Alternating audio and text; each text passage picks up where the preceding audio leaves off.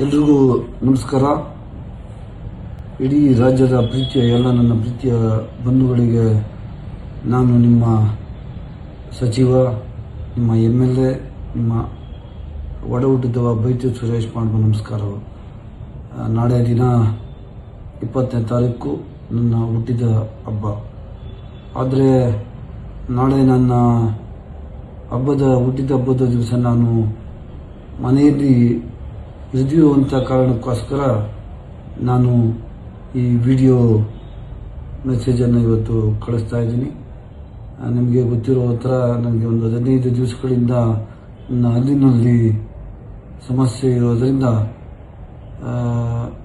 ನಾನು ಯಾರಿಗೂ ಸಿಗ್ತಾ ಇಲ್ಲ. ಮತ್ತೆ ನಾಳೆ ಎಲ್ಲ ಜನರನ್ನು ಭೇಟಿ ಮಾಡಿದ್ರೆ ಮತ್ತೆ ನನ್ನ ಹಲ್ಲಿನ ಸಮಸ್ಯೆ ಇನ್ನೂ ಜಾಸ್ತಿ ಆಗ್ಬೋದು ಅಂತ ವೈದ್ಯರ ಸಲಹೆ ಮೇರೆಗೆ ನಾನು ನಾಳೆ ಯಾರನ್ನೂ ಭೇಟಿ ಮಾಡ್ತಾ ಇಲ್ಲ.